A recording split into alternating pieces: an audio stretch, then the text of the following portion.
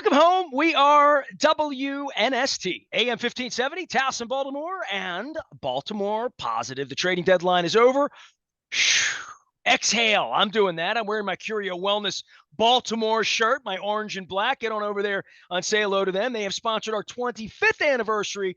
It will be 26 years this Saturday. So how about that? We'll blow out the candles on 25, and I'll just exit out and put a 6 there, and we'll think of Boog Powell or Johnny Oates in this case, or maybe even Rod Woodson. Gold Rush, sevens, doublers. We'll have these to give away a little later on in the month. The cheat stros are coming in. We'll be at Fadley's, and it feels like summer's flying by, and we got some Hootie and the Blowfish this week. You'll hear from that. Had a soccer match down in Annapolis this week, but backfields of Owings Mills. We'll get to that with Luke Jones. He's out there sweating it out with Lamar and all the rest of that, but this trading deadline has sort of taken all the oxygen when you have a first-place baseball team with high expectations, Luke. And, the Ravens can do a lot of things. They can't win the World Series in October. The Orioles can. And a lot of pressure on Elias, a lot of eyes watching Rubenstein, including me. They've said my press pass is under review. Their ownership's under review. And at least for a day on Tuesday afternoon, they took on some money and did some different things, but I'm not sure they fixed the bullpen, pal. Yeah, I mean, we've talked about this. Really, we've talked about this for 11 months, longer than that, quite frankly. I mean, we were talking about the bullpen when they brought in Fuji a couple weeks before last year's trade deadline. We were wondering if they had done enough to augment at that point. And then that was before Felix Bautista hurts his elbow and ultimately undergoes Tommy John surgery. And they've kind of been chasing the ghost of Felix Bautista ever since. That's it, right? Like the morning after that, while I have this delicious scone from Lucky's Cafe in Tremont. Nice. Thank you, Munch. By the way, Munch is coming on the show because we play in Cleveland this weekend. So I'll get some thoughts from him. But, just on all the stuff that happened, over the course of time, fixing the bullpen. That was just one of the strengths of the 14, 16, that era. I mean, part of the strength was Buck let Zach Britton pine away and lost a season without ever pitching him. And we had that kind of guy.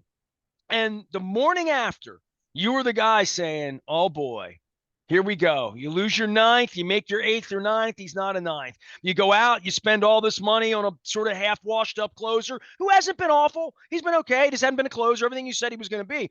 But really the morning after Bautista and let's let him do some long toss. Maybe it'll work out. Maybe it'll be okay.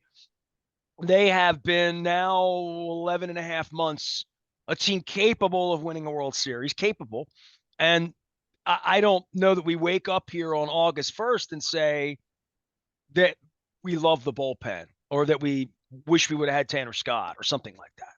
Well, I mean, I think, look, we also need to recognize Tanner Scott's not healthy Felix Bautista either. And Tanner Scott could go to San Diego. And by the way, he still walks people.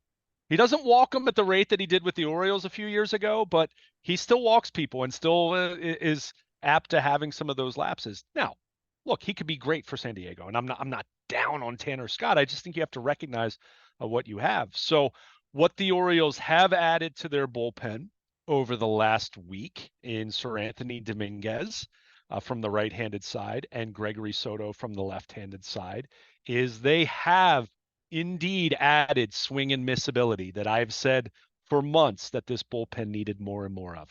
They have added two guys who have had some closer experience in the past to the point where Gregory Soto recognized going to all-star games for that, albeit with a Tigers team that was not very good. So I want to also throw out that caveat. But I mean, this is a guy who's only a couple years removed from being the kind of guy that he was a closer and did well and fared very well to the point where the Phillies wanted him a couple years ago. So really live arm, better sinker ball than fastball. That sinker is up in the high 90s. Sir Anthony Dominguez, we've seen firsthand, who's been effective his first few times out for the Orioles. Throws hard from the right side. Lively fastball, good slider. Gregory Soto, good sliders. So you look at these two guys and you can see what the Orioles what's appealing to the Orioles, I mean, with the velocity, the swing and miss, they both of them have been really good at times in their careers, but they're each about 2 years removed from the best versions of themselves. That doesn't mean they're washed up. I mean, we're talking about guys that are not that old, right? We're not talking about a 36-year-old Craig Kimbrell or someone like that. So these are definitely guys that bring a little more upside to the equation that some of their other bullpen arms necessarily don't have. If for the swing and miss ability, if nothing else. Dominguez has a better profile in terms of not walking as many people. Soto can issue the free pass more than you like. But, you do take a step back and you say, wait a second. Who did they acquire these guys from? The Philadelphia Phillies. Philadelphia Phillies, that team that has the best record and has been running away with the NL East and the best team in the NL and the best team in baseball for most of the season. Why did they want to why were they so eager? Yeah, they can't even use these guys if they're not. I mean, even if eager is not the right word, why were they so willing to part with them? And that's where you do take a step back and you say, oh, volatility. This has the potential to really help the bullpen and give them more options in the late innings, give them more swing and miss, which they absolutely have needed. And I've talked about that a lot. But it also has the potential to go in the other direction and to not really help them, or for these guys to have a couple blow-ups. Soto was not very popular in Philadelphia.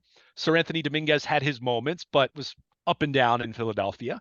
Neither guy is having his best season, although I will point out Soto had a 3.41 ERA until the Yankees got him for 3 runs on Monday night. So 3.41. I'll tell you this, I like guys that pitch in full ballparks that know what's up, and at least they're not going to wet themselves coming into a game because they play. I mean, it's different pitching for the Marlins. I mean, that was one of the things around here. This franchise was so god-awful forever that nobody knew how to win. And then Rutschman comes in and rah-rahs the place up 2 years ago, and it's a change of scenery in a way where these guys are coming from a pressure-packed situation, so at least they're not new coming off the boat. And I think there's something good for some players to be coming from sleepy into, hey, we're in a pennant race here. That's a beautiful thing for a lot of guys. I mean, Austin Hayes came from one to the other, and he feels more reawakened there just because trades do that for players, veteran players, especially when you've been moved 2 or 3 times.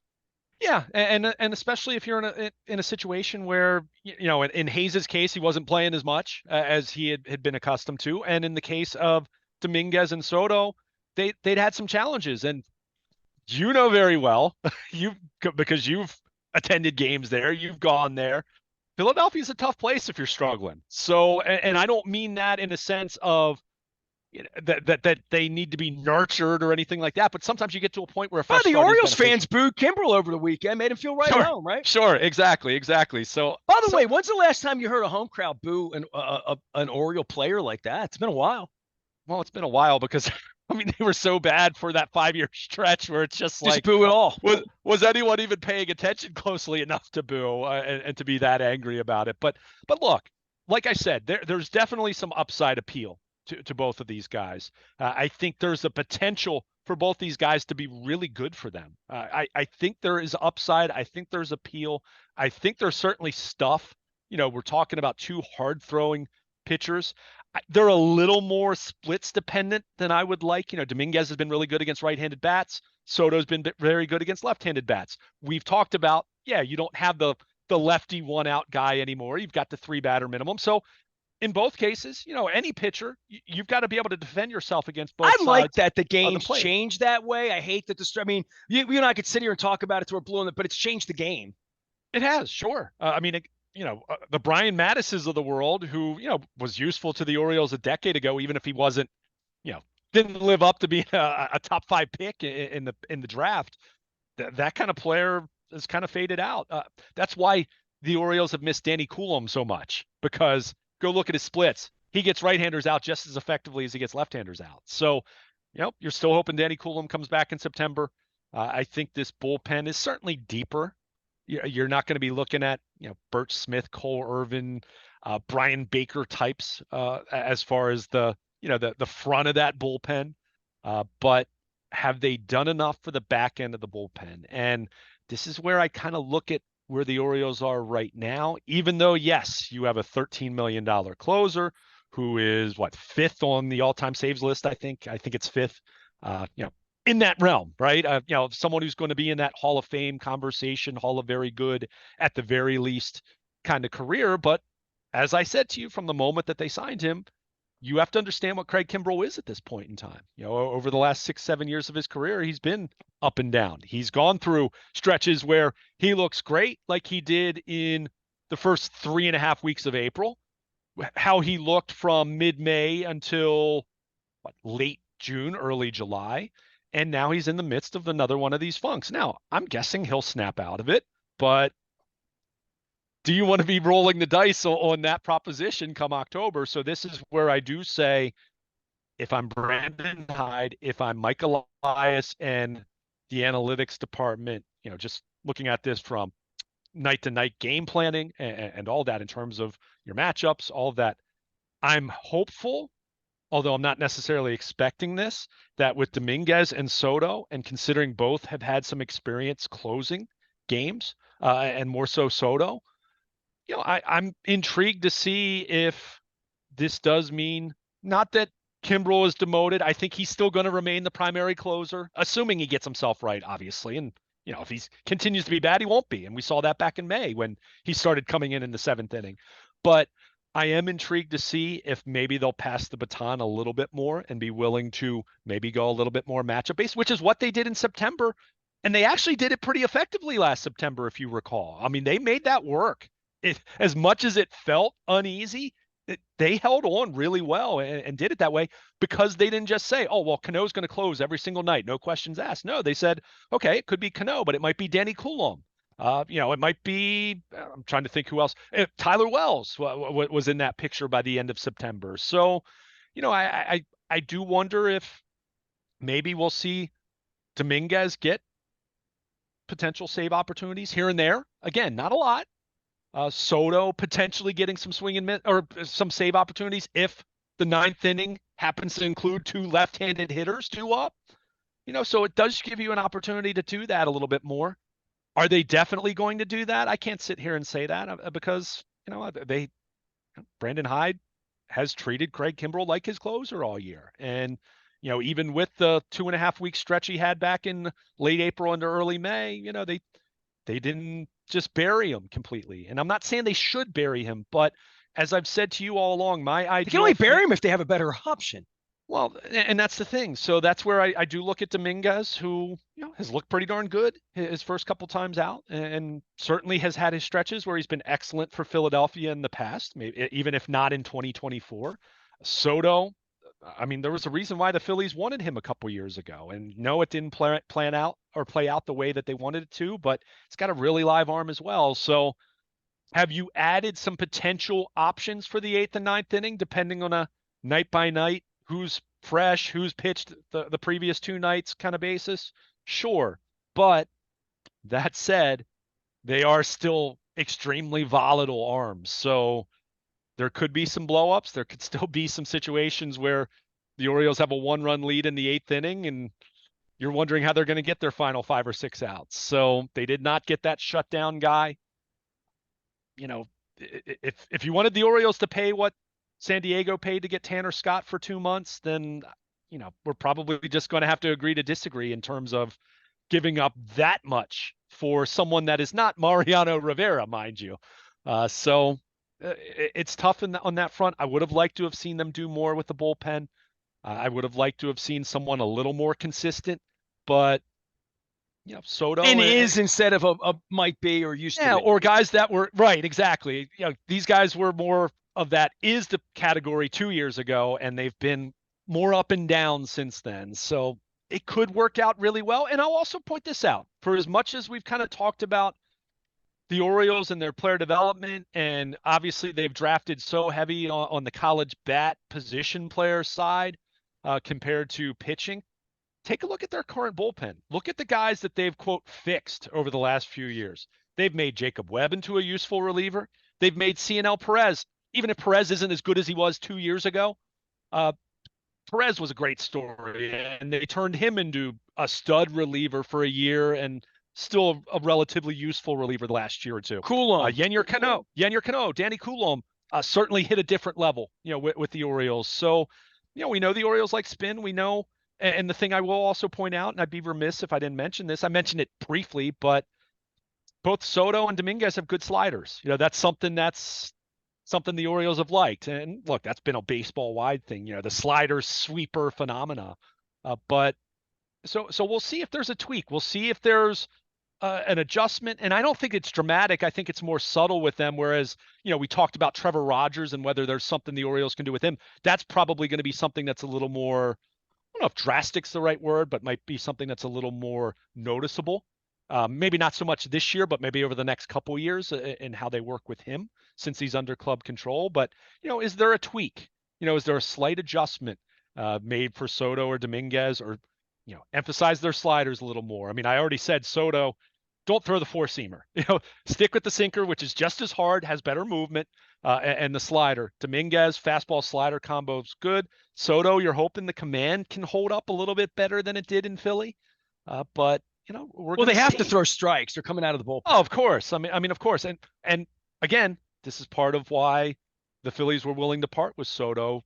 Had walked a few too many people. Now, Dominguez, his issue was more the long ball hurting him earlier this year. And I think, that's something, especially for relievers, that can be a little more volatile, where someone gives up 3 home runs in a 7 outing stretch where, you're only pitching 7 or 8 innings, that makes your numbers really look skewed in a negative way. But, I think they're hoping Dominguez's home run rate normalizes a little more. There's some positive regression there, to use a nerdier term. So what also screws with your ERA, because you gave up a run and you're not pitching more than an inning to begin with. So off the bat, your ERA is 9. Well, and if you look at Soto, I mentioned Monday night, he had the blow up against the Yankees. Was that the last straw in the Phillies' minds? Maybe. But you also look at him. He had a really bad April. He had an 8.59 ERA in the month of April. May, 3.52. June, 0.9. July had been good until Monday night. So if you're looking at it through that lens, maybe he hasn't been quite as bad as what the perception was in Philly after a really bad first month. So look, neither of these guys are going to make anyone forget Felix Bautista. I think we understand that. And short of going out and getting Mason Miller, who, by the way, banged up with the pinky fracture on his left hand anyway. But short of getting someone like him, I'm not sure there was anyone on the market for what the market was commanding in terms of cost that was going to, quote, solve the Orioles' late innings. So it's still a concern of mine. I'm not going to sit here and say that I have the utmost great degree of confidence in this bullpen, but it is deeper now. Considering some of the guys they've had in the front of that pen, the guys that have been coming out in the 5th, 6th, 7th inning over the last couple months, now you're looking at a bullpen, and I mean, this is what I assume it's going to be now moving forward. And Suarez is in the bullpen now. Suarez is there, so there's some intrigue with him. Again, unknown intrigue, but intrigue nonetheless. And he looked pretty good in the pen in that brief spot. What was that, back in May when he was in the pen for a minute? Man, you're up 5-3 in the 5th inning. When Kramer starts, you bring him in, you get 2-3 innings out of him. Give the ball to Dominguez, give the ball to Webb, give the ball to of Kimbrel, go home. That's kind of how you're thinking about it. Well, and I think now I like Keegan Aiken profiling way more as a 5th and 6th inning guy than a guy that at times had to pitch in the 7th and 8th inning. I like Keegan Aiken in more of a long or middle relief role rather than middle and occasional high leverage. So you have Suarez and Aiken kind of on the front end. Cianel Perez, you've got another power arm lefty, so you can pick your spots with Perez a little more.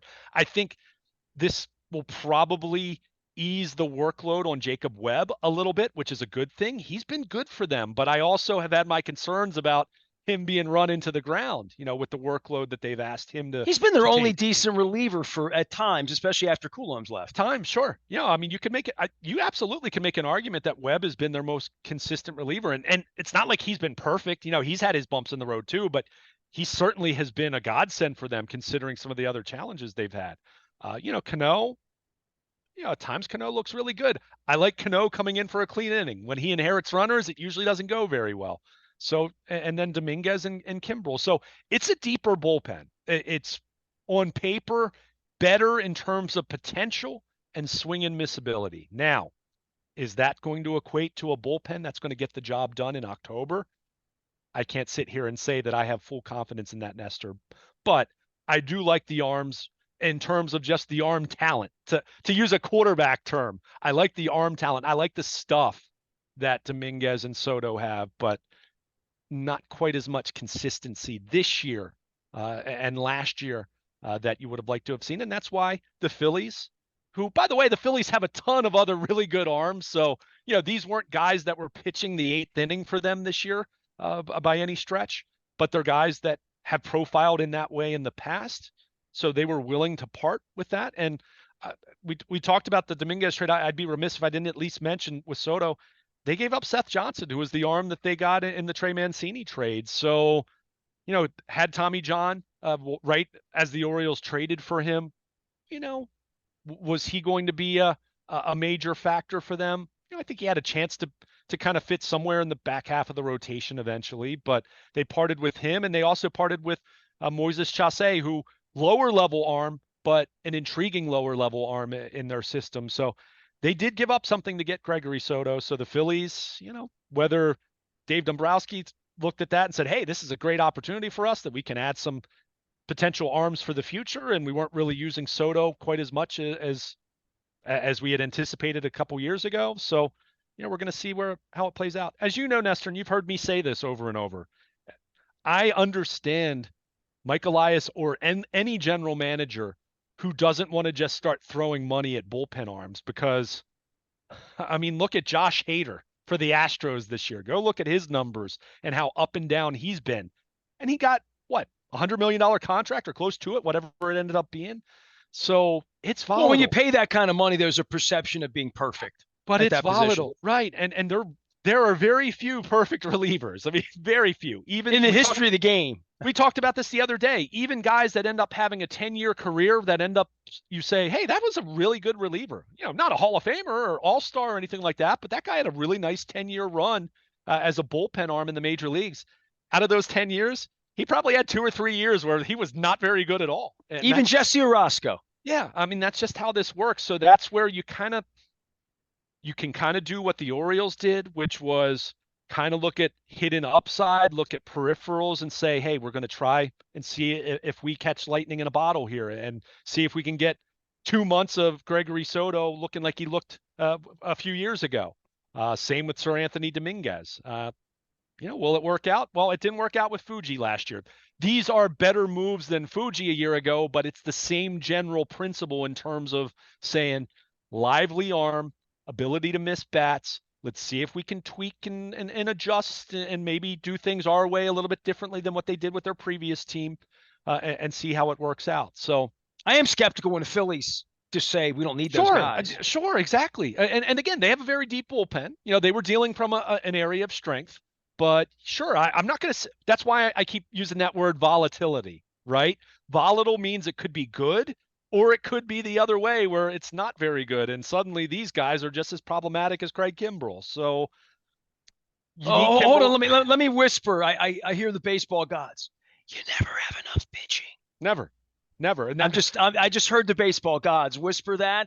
And that's why it's like you go giving away pitchers today – your closer's got tendonitis or, you get Batista or whatever. You might need those guys in Philadelphia, and that's why it's weird to me. That's all. Yeah, well, sure. I think that's fair. And just took 20% of a first-place bullpen. Yeah, that's why, I think it's going to continue to be interesting to see if there's anyone else that becomes part of that mix. We've talked about the young starters, the rookie starters who have not fared well in brief additions. And certainly Povich got a much longer look. Could one of those guys end up being in the bullpen come late August into September? And maybe one of those guys surprises you in a role that suddenly, in the way Tyler Wells was pitching the 8th and 9th inning at the end of September last year. Is there something like that could happen? Maybe. but you don't want to depend on that. You don't. The You one didn't thing want to. I would say is if you look at the totality of their pitching, top to bottom, starting with Burns, Rodriguez, and if you Johnny Bravo them as an October playoff team, right? And the strengths that they would have that Mike Elias or Sigma Dell could make their case on my show, your show, anywhere they are to see, look, game one, we got Burns. Game two, we got Rod. Think about where they were last year. Think about you and I getting on the plane in Arlington after you were in the clubhouse and I was at the kids' table. Burns, Rodriguez has made it so far halfway through this season, 3/4 of the way through this season, right? They've now added a 3 and a 4 in a different way. Kramer's role changes dramatically in that there's competition on that role. Thinking about all the arms they lost, no Bradish, no Wells. You just go down the list of their Tommy John surgeries. No Batista. We knew that wasn't going to happen. Where this team was on the trading deadline last year, with a healthy Bradish at that point, going for a Cy Young, and how much architecture, how much baseball scouting, money in the case of taking on a Eflin, right? So it's a transplant for their pitching staff over a year, a transplant, and all it cost them was Kyle Stowers and Connor Norby and Ortiz. These guys that weren't going to play. They weren't going to play here in 2024, probably not even 25 or even beyond. Yeah, and they weren't going to be a part of pile diving for this team. But if you go on paper with this pitching now, it's way more formidable than it was a year ago. It's way more formidable than it was in June when guys' arms are falling off. Maybe not as much as when we thought we had 6 guys in the rotation back in May. I remember that press conference. Right a week after the Preakness, I remember right around Memorial Day, we had 6 starters, and oh my God, Bradish is back, Means is going, hats off to Elias for trying to piece this thing together. And if they're still playing baseball in late October, because you got to be lucky to win the World Series, but if they're still playing and they get to a championship series and they play in game 5 and it's 2-2, like where you want it to be.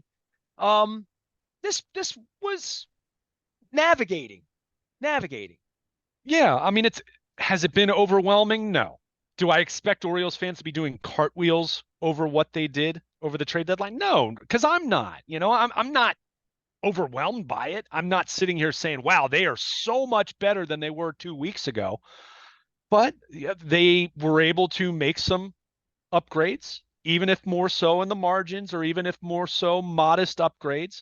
They've added stability to the rotation. They have more options in the bullpen, even if they're not 100% full confidence options. They have more swing and miss in the bullpen. They added Eloy Jimenez. They added money. They did stuff that makes them feel fat and happy and country clubby. And we need a backup big bat that might strike out anyway and hadn't been very good lately. Yeah. I mean, that's the weird part for me.